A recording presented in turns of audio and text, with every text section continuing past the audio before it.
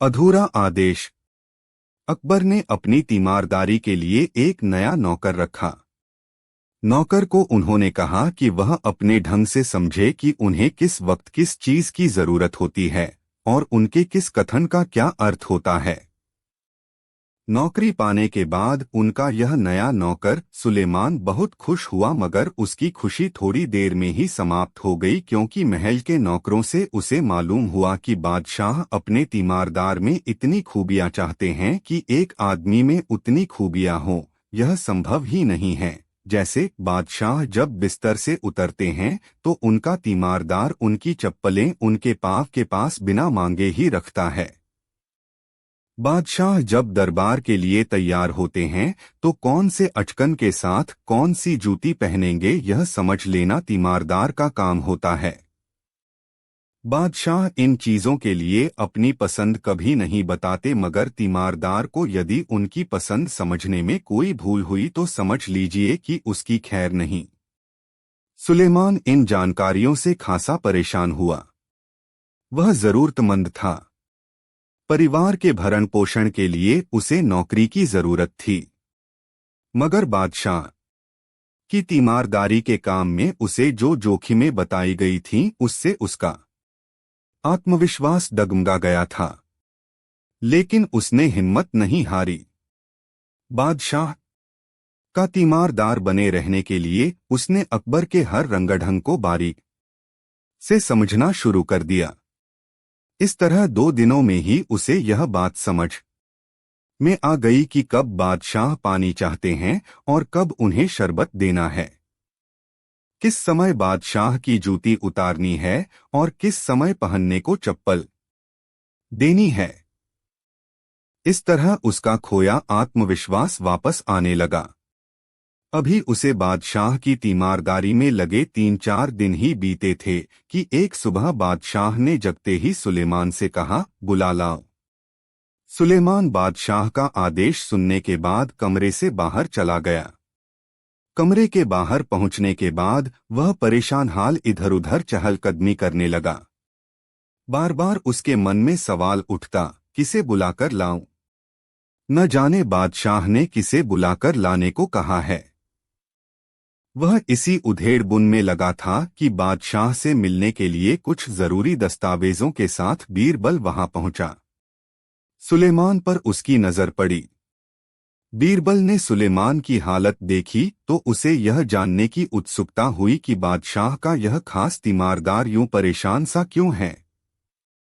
इसलिए उसने सुलेमान से पूछा, क्या बात है सुलेमान, यह सुबह सुबह तुम्हारे चेहरे पर मुर्दनी सी क्यों छाई हुई है? सुलेमान ने बीरबल को अपनी परेशानी बताई। हुजूर, सुबह जब मैं बादशाह के पास उनकी तीमारदारी के लिए गया तो बादशाह ने मुझे कहा, बुला लाओ, मुझे सिर्फ तीमारदारी की इजाजत है। मैं बादशाह से सवाल नहीं कर सकता।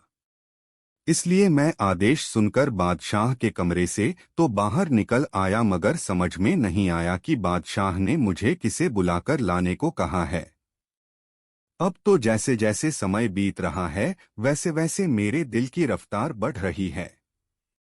लग रहा है कि मेरी नौकरी अब बचने वाली नहीं। रुआसासा सुलेमान कुछ और बोलता, उससे पहले ही बीरबल ने उसे टोक दिया, अरे कोई बात नहीं है, जाओ जाकर हजामत बनाने वाले को बुलाकर ले आओ। बीरबल की बात सुनकर सुलेमान बीरबल की ओर संशय भरी निगाह से देखने लगा, मानो पूछ रहा हो कि कहीं कोई गलती हो गई तो। बीरबल ने उसके संशय को समझते हुए कहा, जो कह रहा हूं करो।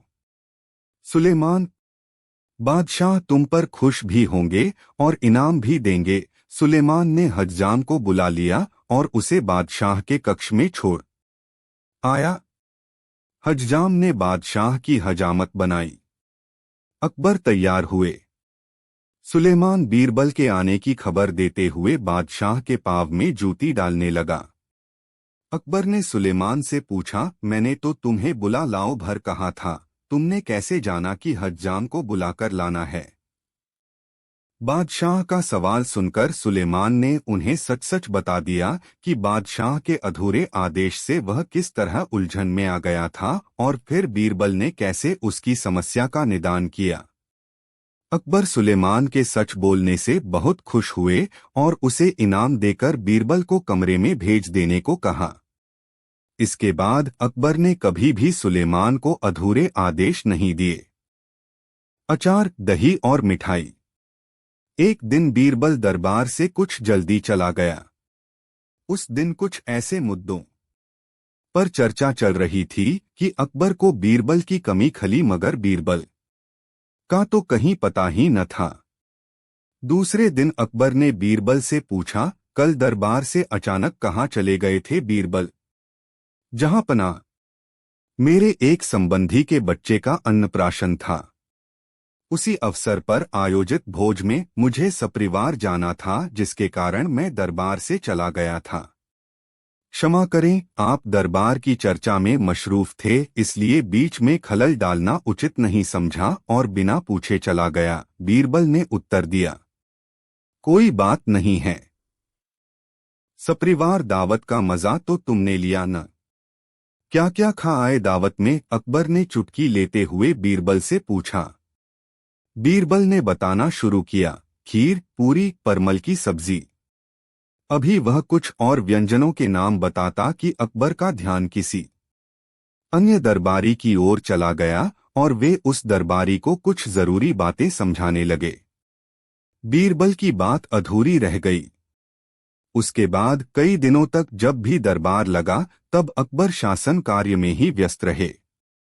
शासन संबंधी जरूरी कार्यों का दौर समाप्त हो जाने के बाद एक दिन अचानक अकबर की नजर बीरबल पर पड़ी और उन्होंने बीरबल से पूछा, हाँ तो बीरबल, और क्या? बीरबल समझ गया कि अकबर उससे दावत में परोसी गई चीजों के नाम पूछ रहे हैं। उसने तपाक से कहा, और क्या जहांपना? वही अचार, दही और मिठाई। बीरबल की स्मरण शक्ति और सूझभरी बातें सुनकर अकबर कायल हो गए और तुरंत अपने गले से मोतियों की एक माला उतारकर बीरबल के गले में डाल दी। दरबारी समझ नहीं पाए कि यह पुरस्कार बीरबल को आखिर बादशाह ने क्यों दिया। उनमें से कुछ को लगा कि अचार, दही और मिठाई बादशाह को पसंद हैं, इसलिए उनका नाम सुनकर वे खुश हो गए और बीरबल को पुरस्कृत कर दिया। उन्होंने सोचा कि इन चीजों का नाम सुनकर जब बादशाह इस तरह खुश होते हैं कि गले से मोतियों की माला निकालकर दे देते हैं, तो इन चीजों की भेंट दिए जाने पर तो भेंट देने वाले को मालामाल ही कर देंगे। फिर क्या था? दूसरे दिन ही कई दरबारी अकबर के पास अचार, दही और मिठाइयाँ मर्तबानों में भरकर ले आए और उन्हें भेंट स्वरूप देने लगे। अकबर को कुछ समझ में नहीं आया तो उन्होंने भेंट लाने वाले दरबारियों से पूछा, अरे यह सब क्या है? दरबारियों ने उत्तर दिया, अचार, दही और मिठाई। अकबर को समझते देर नहीं लगी कि ये दरबारी पुरस्कार पाने की लालसा में बीरबल की भोंडी नकल कर रहे हैं। उन्होंने तुरंत उन दरबारियों को डांट लगाते हुए कहा, किसी की भोंडी नकल करने से अक्ल नहीं आ जाती। दरबार में रहना है तो अक्ल से काम लेना सीखो। ईश्वर का न्याय।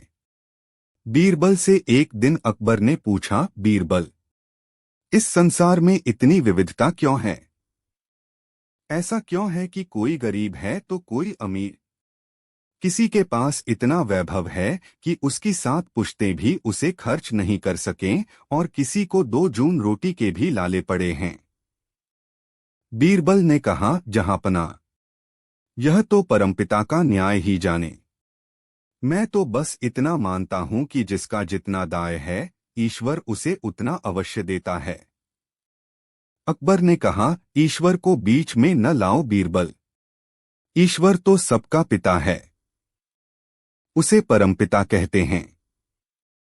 भला कोई पिता ऐसा हो सकता है जो अपने एक पुत्र के लिए एक और दूसरे पुत्र के लिए दूसरी व्यवस्था करे? पिता की नजर में तो सभी बच्चे एक जैसे ही होंगे न? बीरबल उस दिन चुप रह गया। दूसरे दिन बीरबल शाम को अकबर के साथ छत पर टहल रहा था। उसने अकबर से पूछा, जहांपना, गुस्ताखी माफ हो।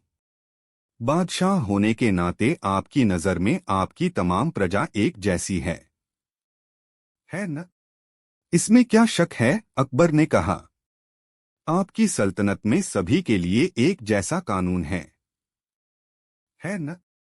बीरबल ने पूछा। हाँ है, लेकिन तुम यह सब क्यों पूछ रहे हो? अकबर ने पूछा। फिर आपकी सल्तनत में अलग अलग काम करने वाले मुलाजिमों के लिए अलग अलग वेतन क्यों है? सबकी सेवा तो राज्य ही लेता है। सबको समान रूप से अपने काम में अपना समय लगाना पड़ता है। फिर समान समय के लिए समान वेतन क्यों नहीं? अरे बीरबल, काम के महत्व पर वेतन निर्धारित होता है, समय के आधार पर नहीं। इतना भी नहीं समझते? अकबर ने कहा। बीरबल ने कहना शुरू किया। ईश्वर ने भी सूरज की रोशनी, सांस लेने के लिए हवा, पीने के लिए पानी सबको समान रूप से प्रदान किए हैं। जैसे आपके राज्य में सबके लिए समान कानून और समान सार्वजनिक सुविधाएं हैं। फिर ईश्वर सबको समान रूप से कार्य करने की सामर्थ्य भी देता है। अब व्यक्ति जितनी निष्ठा और लगन से काम करता है, उसे उतना ही उसके श्रम का फल भी प्राप्त होता है। मुझे विश्वास है कि अब आप अवश्य समझ गए होंगे कि परमपिता परमात्मा इस संसार में रहने वालों को अलग अलग फल क्यों देता है। बीरबल ने कहा। अकबर को बीरबल की बात पसंद आई और उन्होंने बीरबल की पीठ थपथपाते हुए उसकी सराहना की। आपकी दृष्टि बैगन सिर्फ सब्जी नहीं है। आपने ठीक कहा है जहांपना। बैगन में इतने गुण हैं कि इसे औषधि का दर्जा प्राप्त हो सकता है। सुखंडी रोग के पीड़ितों के लिए तो यह गुणकारी है ही। इसका इस्तेमाल करने से पाचन की समस्या सामने नहीं आती। अपने गुणों के कारण ही तो बैगन के सिर पर प्राकृतिक रूप से ताज है। बीरबल बोल रहा था। सामने अकबर बैठे थे। उन दोनों के बीच दस्तरखान बिछा था। भोजन परोसा जा चुका था और परोसे गए भोजन में बैगन का भरता भी शामिल था, जिसे देखकर अकबर ने प्रसन्न होते हुए कहा था, तबीयत खुश हो गई। बड़े दिनों के बाद आज बैगन का भरता भी परोसा गया है। मेरे लिए बैगन सिर्फ सब्जी नहीं है। इतना सुनते ही बीरबल हाँ में हाँ मिलाते हुए बैगन की शान में कशीदे पढ़ने लगा था।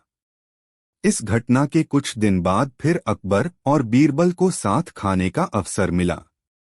संयोग की बात है कि उस दिन भी भोजन में बैगन की भाजी परोसी गई थी। बैगन की भाजी अकबर को पसंद नहीं थी। उस पर नजर पड़ते ही अकबर भन्ना गए और खानसामे को बुलाकर डांटने लगे। किसने कहा था तुम्हें बैगन की भाजी बनाने को? यह भी कोई खाने की चीज है? खानसामा डर से थरथर कांपने लगा। बीरबल ने स्थिति भांपते हुए खानसामे से कहा, अब खड़े खड़े मुंह क्या देख रहे हो? उठाओ यह बैगन की भाजी। अब याद रखना, बैगन बादी होता है। इसे खाने से फोड़े फुंसी की शिकायत होती है। खांच खुजली बढ़ाना बैगन का गुण है। खानसामा बैगन की भाजी वहां से उठाकर ले गया, मगर बादशाह अकबर चकित दृष्टि से बीरबल को देखे जा रहे थे। बीरबल ने अकबर की ओर देखा, मानो कह रहा हो जहांपना, अब तो भोजन करना आरंभ करें। मगर अकबर ने खाना आरंभ नहीं किया। उन्होंने बीरबल की आंखों में झांकते हुए कहा, बीरबल, तुम जबान के पक्के नहीं हो। अभी कुछ दिन पहले ही तो तुमने बैगन के औषधीय गुण गिनाए थे और आज मात्र बैगन खाने के प्रति मेरी अनिच्छा प्रकट होने पर तुम्हें वही औषधीय गुणों वाला बैगन बादी नजर आने लगा। बीरबल ने अकबर की बातें गंभीरता से सुनी, फिर कहा, जहांपना, मैं बैगन का नहीं, आपका सेवक हूं और सेवक का धर्म है मालिक की दृष्टि से चीजों को देखना सीखे। उस दिन बैगन का भरता आपकी पसंद की चीज थी, तब मैंने उसके स्वाद के साथ उसके सद्गुणों की ओर देखा, और आज जब बैगन की भाजी परोसी गई तब उसके प्रति आपकी नापसंदगी प्रकट हुई, तब मैंने बैगन के अवगुणों की ओर देखा। दरअसल जहांपना, उस दिन भी मैं आपकी दृष्टि से बैगन को देख रहा था और आज भी आपकी ही दृष्टि से बैगन को देखा। बीरबल का जवाब सुनकर अकबर संतुष्ट हो गए। सवालों का सीधा सीधा जवाब। एक दिन बीरबल बाग में टहलते हुए सुबह की ताजा हवा का आनंद ले रहा था कि अचानक एक आदमी उसके पास आकर बोला, क्या तुम मुझे बता सकते हो कि बीरबल कहाँ मिलेगा? बाग में, बीरबल बोला। वह आदमी थोड़ा सकपकाया लेकिन फिर संभलकर बोला, वह कहाँ रहता है? अपने घर में, बीरबल ने उत्तर दिया। हैरान परेशान आदमी ने फिर पूछा, तुम मुझे उसका पूरा पता ठिकाना क्यों नहीं बता देते? क्योंकि तुमने पूछा ही नहीं, बीरबल ने ऊंचे स्वर में कहा। क्या तुम नहीं जानते कि मैं क्या पूछना चाहता हूं? उस आदमी ने फिर सवाल किया। नहीं, बीरबल का जवाब था। वह आदमी कुछ देर के लिए चुप हो गया। बीरबल का टहलना जारी था। उस आदमी ने सोचा कि मुझे इससे यह पूछना चाहिए कि क्या तुम बीरबल को जानते हो? वह फिर बीरबल के पास जा पहुंचा, बोला, बस मुझे केवल इतना बता दो कि क्या तुम बीरबल को जानते हो? हाँ, मैं जानता हूँ, जवाब मिला। तुम्हारा क्या नाम है? आदमी ने पूछा। बीरबल, बीरबल ने उत्तर दिया। अब वह आदमी भौंचक्का रह गया। वह बीरबल से इतनी देर से बीरबल का पता पूछ रहा था और बीरबल था कि बताने को तैयार नहीं हुआ कि वही बीरबल है। उसके लिए यह बेहद आश्चर्य की बात थी। तुम भी क्या आदमी हो? कहता हुआ वह कुछ नाराज सा लग रहा था। मैं तुमसे तुम्हारे ही बारे में पूछ रहा था और तुम न जाने क्या क्या ऊटपटांग बता रहे थे। बताओ, तुमने ऐसा क्यों किया? मैंने तुम्हारे सवालों का सीधा सीधा जवाब दिया था, बस। अंततः वह आदमी भी बीरबल की बुद्धि की तीक्ष्णता देख मुस्कराए बिना न रह सका। डॉट और अकबर झेंप गए। अकबर को आम खाना पसंद था। उन्होंने जगह जगह पर बेहतरीन आमों के बाग लगवाए थे। आम के मौसम में प्रायः दोपहर को अकबर अपनी किसी बेगम के साथ बैठकर स्वादिष्ट और सुगंध वाले आमों का रसास्वादन करते थे। एक बार अकबर और बीरबल घोड़े से निकटवर्ती राज्य का दौरा करके लौट रहे थे। रास्ते में उन्हें आम का एक ऐसा बाग मिला जिसमें आम पककर तैयार हो चुके थे। इन आमों से जी को ललचा देने वाली खुशबू उठ रही थी। आम देखकर अकबर के मुंह में पानी आ गया। उन्होंने बीरबल से कहा, बीरबल, इस आम के बाग में ही थोड़ी देर रुककर हम विश्राम करें और इन आमों का स्वाद लें तो कैसा रहे? बीरबल ने आसमान की तरफ सिर उठाकर देखा। सूरज की सीधी किरणों से आंखें तिलमिला रही थीं। शाम तक राजमहल पहुंच जाना था। ऐसे में आम की बगिया में रुकने और वहां रुककर आम खाने का सीधा अर्थ था कि पूरा दिन जाया हो जाता। एक ओर बादशाह की इच्छा और दूसरी तरफ समय पर राजभवन पहुंचने का दायित्व। बीरबल धर्म संकट में पड़ गया। अकबर ने बच्चों की तरह मचलते हुए बीरबल से कहा, बीरबल, यहीं किसी आम के पेड़ के नीचे घोड़े बांध देते हैं और आम खाते हैं। मगर बीरबल इसके लिए तैयार नहीं हुआ।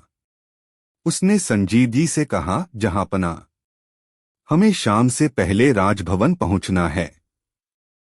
बेहतर यह होगा कि हम लोग इस बाग के माली से आम खरीद लें और उसे लेकर महल चलें। वहां आप बेगमों के साथ इस आम का लुत्फ उठा सकेंगे। मुझे भी लग रहा है कि आम कुछ खास हैं।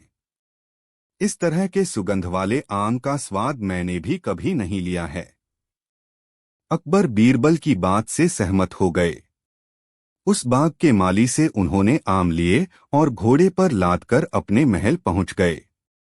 अकबर ने बीरबल को महल में रोक लिया और कहा, बीरबल, चलो तुम भी आम चख लो, फिर जाना।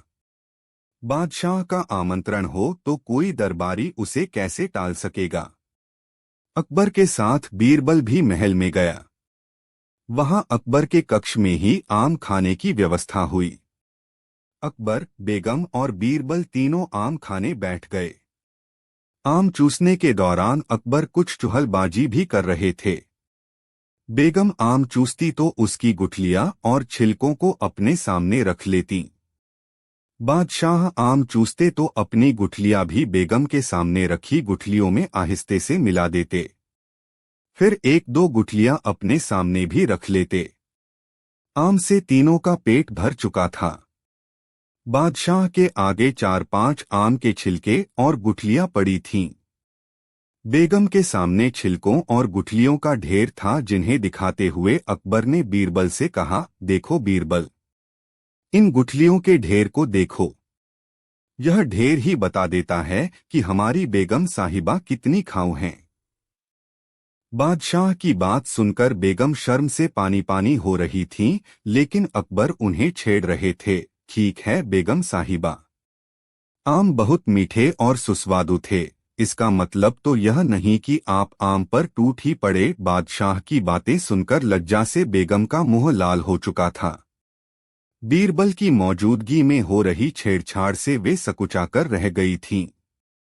बीरबल ने बेगम के मनोभावों को ताड़ लिया और अकबर से कहा, जहांपना, ठीक कहा आपने, गुठलियां देखकर कोई भी बेगम साहिबा को खाऊ कह देगा, मगर आपके सामने से तो गुठलियां भी नदारद हैं। आप कैसे खाऊ हैं कि गुठलियां तक चट कर गए। बीरबल की बातें सुनकर बेगम खिलखिला पड़ी और अकबर झेंप गए। बिना काटे ही छोटा करना। एक दिन अकबर व बीरबल बाग में सैर कर रहे थे। बीरबल लतीफा सुना रहा था और अकबर उसका मजा ले रहे थे। तभी अकबर को नीचे घास पर पड़ा बांस का एक टुकड़ा दिखाई दिया। उन्हें बीरबल की परीक्षा लेने की सूझी। बीरबल को बांस का टुकड़ा दिखाते हुए वह बोले, क्या तुम इस बांस के टुकड़े को बिना काटे छोटा कर सकते हो। बीरबल लतीफा सुनाता सुनाता रुक गया और अकबर की आंखों में झांका। अकबर कुटिलता से मुस्कराए। बीरबल समझ गया कि बादशाह सलामत उससे मजाक करने के मूड में हैं। अब जैसा बेसिर पैर का सवाल था तो जवाब भी कुछ वैसा ही होना चाहिए था। बीरबल ने इधर उधर देखा। एक माली हाथ में लंबा बांस लेकर जा रहा था। उसके पास जाकर बीरबल ने वह बांस अपने दाएं हाथ में ले लिया और बादशाह का दिया छोटा बांस का टुकड़ा बाएं हाथ में। बीरबल बोला, हुजूर अब देखें इस टुकड़े को, हो गया न बिना काटे ही छोटा। बड़े बांस के सामने वह टुकड़ा छोटा तो दिखना ही था। निरुत्तर बादशाह अकबर मुस्करा उठे बीरबल की चतुराई देखकर। कल, आज और कल। एक दिन बादशाह अकबर ने ऐलान किया कि जो भी मेरे सवालों का सही जवाब देगा उसे भारी इनाम दिया जाएगा। सवाल कुछ इस प्रकार से थे। एक, ऐसा क्या है जो आज भी है और कल भी रहेगा। 2, ऐसा क्या है जो आज भी नहीं है और कल भी नहीं होगा। 3, ऐसा क्या है जो आज तो है लेकिन कल नहीं होगा। इन तीनों सवालों के उदाहरण भी देने थे। किसी को भी चतुराई भरे इन तीनों सवालों का जवाब नहीं सूझ रहा था। तभी बीरबल बोला, हुजूर, आपके सवालों का जवाब मैं दे सकता हूं, लेकिन इसके लिए आपको मेरे साथ शहर का दौरा करना होगा। तभी आपके सवाल सही ढंग से हल हो पाएंगे। अकबर और बीरबल ने वेश बदला और सूफियों का बाना पहनकर निकल पड़े। कुछ ही देर बाद वे बाजार में खड़े थे। फिर दोनों एक दुकान में घुस गए। बीरबल ने दुकानदार से कहा, हमें बच्चों की पढ़ाई के लिए मदरसा बनाना है, तुम हमें इसके लिए 1000 रुपए दे दो। जब दुकानदार ने अपने मुनीम से कहा कि इन्हें 1000 रुपए दे दो तो बीरबल बोला, जब मैं तुमसे रुपए ले रहा हूँगा तो तुम्हारे सिर पर जूता मारूंगा। हर 1 रुपए के पीछे 1 जूता पड़ेगा। बोलो तैयार हो। यह सुनते ही दुकानदार के नौकर का पारा चढ़ गया और वह बीरबल से 2-2 हाथ करने आगे बढ़ाया। लेकिन दुकानदार ने नौकर को शांत करते हुए कहा, मैं तैयार हूं, लेकिन मेरी एक शर्त है। मुझे विश्वास दिलाना होगा कि मेरा पैसा इसी नेक काम पर खर्च होगा। ऐसा कहते हुए दुकानदार ने सिर झुका दिया और बीरबल से बोला कि जूता मारना शुरू करें। तब बीरबल व अकबर बिना कुछ कहे सुने दुकान से बाहर निकल आए। दोनों चुपचाप चले जा रहे थे कि तभी बीरबल ने मौन तोड़ा। बंदा परवर, दुकान में जो कुछ हुआ उसका मतलब है कि दुकानदार के पास आज पैसा है और उस पैसे को नेक कामों में लगाने की नीयत भी, जो उसे आने वाले कल भविष्य में नाम देगी। इसका एक मतलब यह भी है कि अपने नेक कामों से वह जन्नत में अपनी जगह पक्की कर लेगा। आप इसे यूं भी कह सकते हैं कि जो कुछ उसके पास आज है कल भी उसके साथ होगा। यह आपके पहले सवाल का जवाब है। फिर वे चलते हुए एक भिखारी के पास पहुंचे। उन्होंने देखा कि एक आदमी उसे कुछ खाने को दे रहा है और वह खाने का सामान उस भिखारी की जरूरत से कहीं ज्यादा है। तब बीरबल उस भिखारी से बोला, हम भूखे हैं, कुछ हमें भी दे दो खाने को। यह सुनकर भिखारी बरस पड़ा, भागो यहां से, जाने कहां से आ जाते हैं मांगने। तब बीरबल बादशाह से बोला, यह रहा हुजूर आपके दूसरे सवाल का जवाब। यह भिखारी ईश्वर को खुश करना नहीं जानता। इसका मतलब यह है कि जो कुछ इसके पास आज है वो कल नहीं होगा। दोनों फिर आगे बढ़ गए। उन्होंने देखा कि एक तपस्वी पेड़ के नीचे तपस्या कर रहा है। बीरबल ने पास जाकर उसके सामने कुछ पैसे रखे। तब वह तपस्वी बोला, इसे हटाओ यहां से, मेरे लिए यह बेईमानी से पाया गया पैसा है।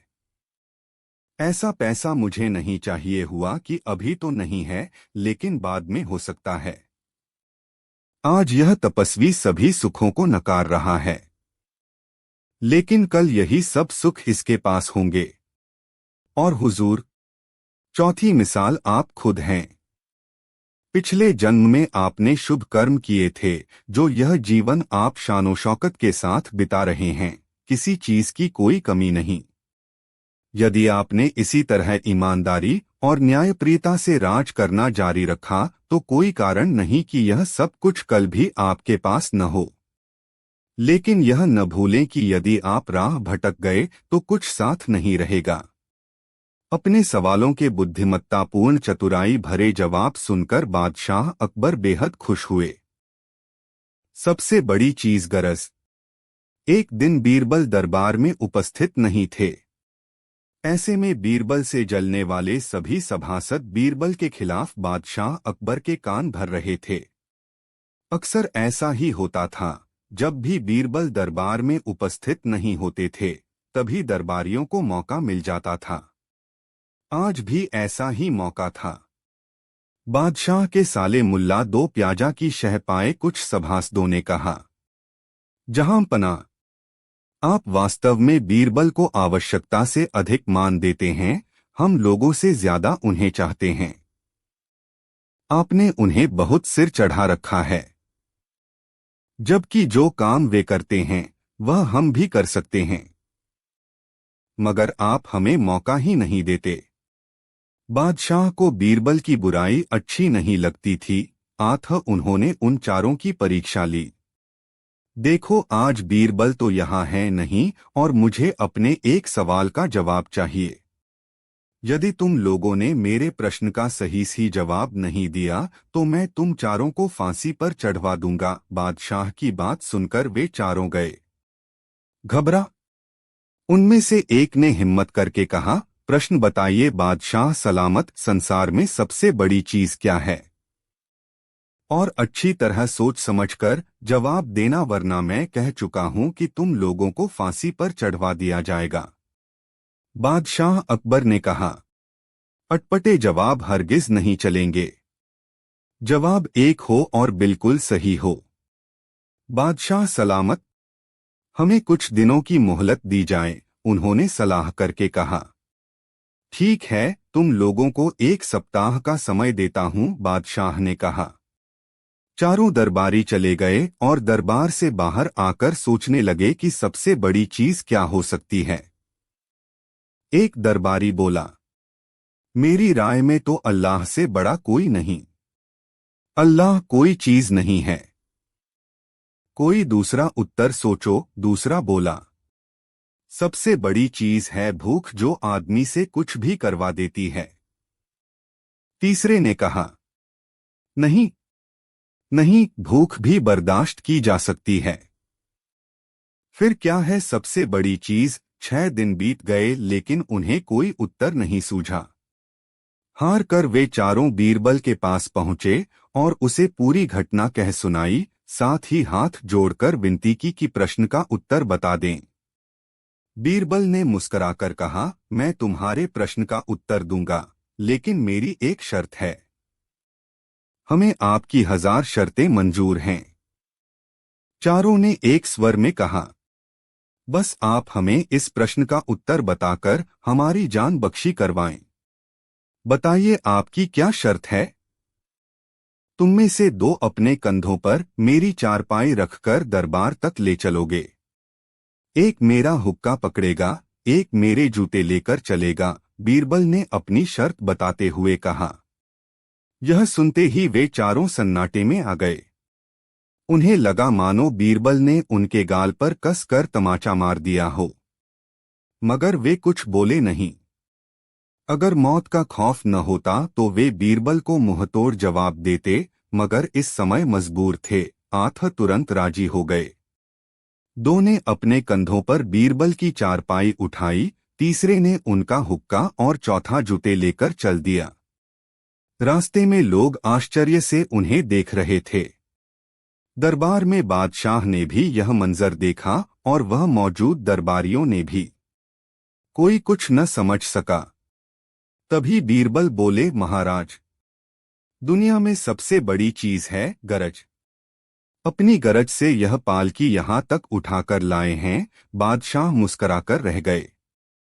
वे चारों सिर झुकाकर एक ओर खड़े हो गए। कवि और धनवान आदमी। एक दिन एक कवि किसी धनी आदमी से मिलने गया और उसे कई सुंदर कविताएं इस उम्मीद के साथ सुनाई कि शायद वह धनवान खुश होकर कुछ इनाम जरूर देगा। लेकिन वह धनवान भी महाकंजूस था। बोला, तुम्हारी कविताएं सुनकर दिल खुश हो गया। तुम कल फिर आना, मैं तुम्हें खुश कर दूंगा। कल शायद अच्छा इनाम मिलेगा। ऐसी कल्पना करता हुआ वह कवि घर पहुंचा और सो गया। अगले दिन वह फिर उस धनवान की हवेली में जा पहुंचा। धनवान बोला, सुनो कवि महाशय, जैसे तुमने मुझे अपनी कविताएं सुनाकर खुश किया था, उसी तरह मैं भी तुमको बुलाकर खुश हूं। तुमने मुझे कल कुछ भी नहीं दिया, इसलिए मैं भी कुछ नहीं दे रहा। हिसाब बराबर हो गया। कवि बेहद निराश हो गया। उसने अपनी आप बीती एक मित्र को कह सुनाई और उस मित्र ने बीरबल को बता दिया। सुनकर बीरबल बोला, अब जैसा मैं कहता हूं वैसा करो। तुम उस धनवान से मित्रता करके उसे खाने पर अपने घर बुलाओ। हाँ, अपने कवि मित्र को भी बुलाना मत भूलना। मैं तो खैर वहां मौजूद रहूंगा ही। कुछ दिनों बाद बीरबल की योजनानुसार कवि के मित्र के घर दोपहर को भोज का कार्यक्रम तय हो गया। नियत समय पर वह धनवान भी आ पहुंचा। उस समय बीरबल, कवि और कुछ अन्य मित्र बातचीत में मशगूल थे। समय गुजरता जा रहा था, लेकिन खाने पीने का कहीं कोई नामोनिशान न था। वे लोग पहले की तरह बातचीत में व्यस्त थे। धनवान की बेचैनी बढ़ती जा रही थी। जब उससे रहा न गया तो बोल ही पड़ा, भोजन का समय तो कब का हो चुका। क्या हम यहाँ खाने पर नहीं आए हैं? खाना? कैसा खाना? बीरबल ने पूछा। धनवान को अब गुस्सा आ गया। क्या मतलब है तुम्हारा? क्या तुमने मुझे यहाँ खाने पर नहीं बुलाया है? खाने का कोई निमंत्रण नहीं था। यह तो आपको खुश करने के लिए खाने पर आने को कहा गया था, जवाब बीरबल ने दिया। धनवान का पारा 7वें आसमान पर चढ़ गया। क्रोधित स्वर में बोला, यह सब क्या है? इस तरह किसी इज्जतदार आदमी को बेइज्जत करना ठीक है क्या? तुमने मुझसे धोखा किया है।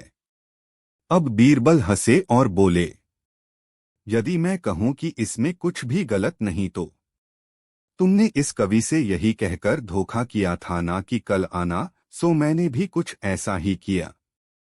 तुम जैसे लोगों के साथ ऐसा ही व्यवहार होना चाहिए। धनवान को अब अपनी गलती का आभास हुआ और उसने कवि को अच्छा इनाम देकर वहां से विदा ली। वहां मौजूद सभी बीरबल को प्रशंसाभरी नजरों से देखने लगे। आत्मविश्वास सबसे बड़ा हथियार।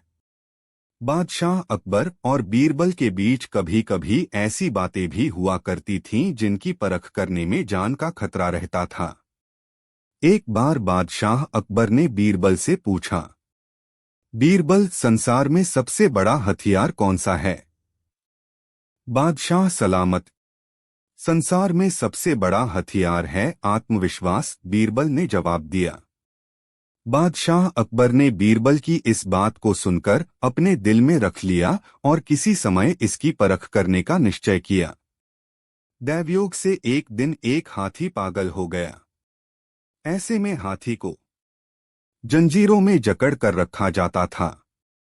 बादशाह अकबर ने बीरबल के आत्मविश्वास की परख करने के लिए उधर तो बीरबल को बुलवा भेजा और इधर हाथी के महावत को हुक्म दिया कि जैसे ही बीरबल को आता देखे वैसे ही हाथी की जंजीर खोल दे। बीरबल को इस बात का पता नहीं था। जब वे बादशाह अकबर से मिलने उनके दरबार की ओर जा रहे थे तो पागल हाथी को छोड़ा जा चुका था। बीरबल अपनी ही मस्ती में चले जा रहे थे कि उनकी नजर पागल हाथी पर पड़ी जो चिंघाड़ता हुआ उनकी तरफ आ रहा था। बीरबल हाजिर जवाब, बेहद बुद्धिमान, चतुर और आत्मविश्वासी थे। वे समझ गए कि बादशाह अकबर ने आत्मविश्वास और बुद्धि की परीक्षा के लिए ही पागल हाथी को छुड़वाया है। दौड़ता हुआ हाथी सूंड को उठाए तेजी से बीरबल की ओर चला आ रहा था। बीरबल ऐसे स्थान पर खड़े थे कि वह इधर उधर भागकर भी नहीं बच सकते थे। ठीक उसी वक्त बीरबल को एक कुत्ता दिखाई दिया। हाथी बहुत निकट आ गया था, इतना करीब कि वह बीरबल को अपनी सूंड में लपेट लेता। तभी बीरबल ने झटपट कुत्ते की पिछली दोनों टांगें पकड़ी और पूरी ताकत से घुमाकर हाथी पर फेंका। बुरा तरह घबराकर चीखता हुआ कुत्ता जब हाथी से जाकर टकराया तो उसकी भयानक चीखें सुनकर हाथी भी घबरा गया और पलटकर भागा। बादशाह अकबर को बीरबल की इस बात की खबर मिल गई और उन्हें यह मानना पड़ा कि बीरबल ने जो कुछ कहा है वह सच है। आत्मविश्वास ही सबसे बड़ा हथियार है। मूर्ख लोगों की सूची। एक दिन शहंशाह अकबर दरबार में अपने लोगों के साथ बैठे थे। तभी अचानक शहंशाह बोले, अकबर, हमारे दरबार में कितने बुद्धिमान लोग हैं। मैं एक शहंशाह हूं, इसलिए हमारे आसपास बुद्धिमान लोग ही रहते हैं। मैं बुद्धिमान लोगों के बीच रहकर ऊब चुका हूं, इसलिए अब मैं कुछ मूर्ख लोगों से मिलना चाहता हूं। बीरबल, वैसे तो हमने आपको जितनी भी आज तक चुनौतियां दी हैं, सभी चुनौतियों में आप खरे उतरे हैं।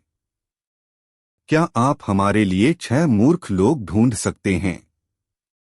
कितना दिलचस्प रहेगा उन मूर्ख लोगों से मिलना।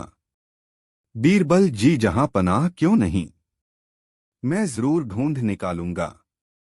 अकबर, हम आपको 1 महीने का वक्त देते हैं 6 मूर्ख लोगों को ढूंढने का। बीरबल, जहां पनाह, मुझे नहीं लगता मुझे इतने वक्त की जरूरत पड़ेगी। अकबर, ठीक है बीरबल, आपकी मर्जी, आप उससे पहले ढूंढ सकें तो।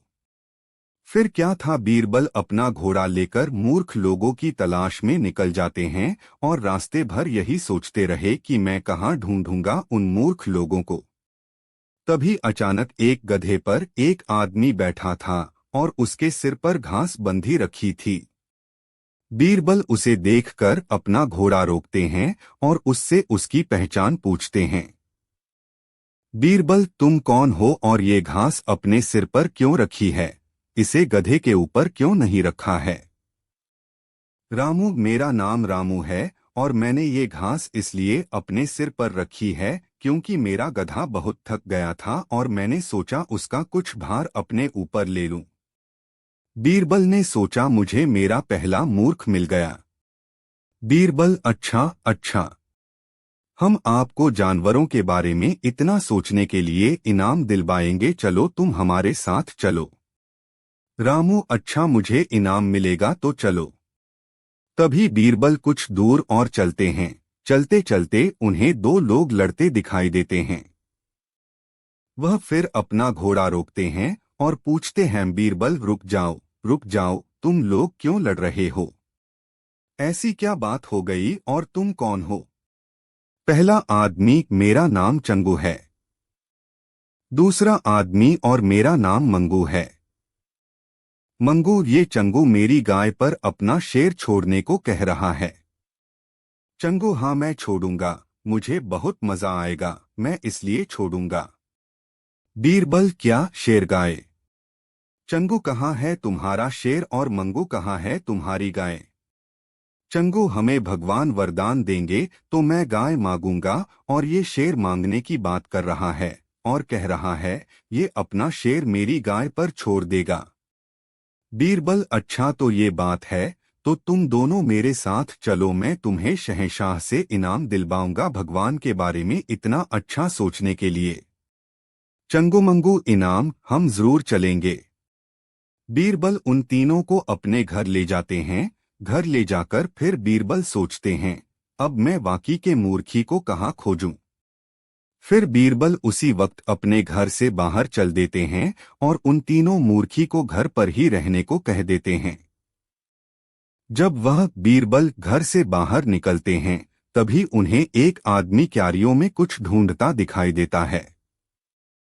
बीरबल उनके पास जाते हैं और कहते हैं, बीरबल, क्या आप कुछ ढूंढ रहे हैं? क्या मैं आपकी कोई मदद कर सकता हूं? आदमी, वो मेरी अंगूठी गिर गई है, मैं बहुत देर से ढूंढ रहा हूं पर मिल नहीं रही है। बीरबल, आपकी अंगूठी कहाँ पर गिरी थी? आदमी, मेरी अंगूठी वो दूर उस पेड़ के नीचे गिरी थी, वहां पर अंधेरा हो गया है, इसलिए मैंने सोचा उसे मैं यहां पर ढूंढ लूं। बीरबल, ओ अच्छा अच्छा, तो आप हमारे साथ कल शहंशाह के पास चलिए, हम आपको दूसरी अंगूठी दिलवा देंगे। आप उस अंगूठी को छोड़िए। आदमी, अच्छा जी, फिर तो ठीक है। फिर अगले दिन बीरबल उन चारों को शहंशाह अकबर के पास लेकर चलते हैं। बीरबल, शहंशाह ये रहे आपके मूर्ख। अकबर, आप एक दिन में ही ये काम कर पाए, क्या हमारी सल्तनत में बहुत सारे मूर्ख लोग हैं? और तुम्हें कैसे यकीन है ये चारों मूर्ख हैं? बीरबल रास्ते में घटी घटनाओं को अकबर को बताता है। अकबर को बीरबल की बातों पर बहुत हंसी आती है। अकबर, लेकिन ये तो सिर्फ 4 मूर्ख हैं, बाकी के 2 कहाँ हैं? बीरबल, जहां पनाह वो 2 मूर्ख यहीं मौजूद हैं। अकबर, यहाँ कहाँ? हमें बताओ वो कौन हैं? बीरबल, उसमें से एक तो मैं हूं जो सबसे बड़ा मूर्ख है। अकबर, क्या आप कैसे? बीरबल, मैं इसलिए हूं क्योंकि मैं इन मूर्खी को ढूंढ कर लाया। अकबर हंसकर, हाँ हाँ, मैं समझ गया दूसरा मूर्ख कौन है, फिर भी मैं चाहता हूं आप बताएं वो मूर्ख कौन है। बीरबल, सबसे बड़े मूर्ख आप हैं, जो आपने मुझे इन मूर्खी को लाने के लिए कहा। अकबर, बहुत खूब बीरबल, जैसा कि मैं हर बार कहता आया हूं। आपका जवाब नहीं। बीरबल, आपकी बराबरी कोई नहीं कर सकता है, आपके पास हर सवाल का हल है, बहुत खूब। बीरबल, शुक्रिया जहांपना।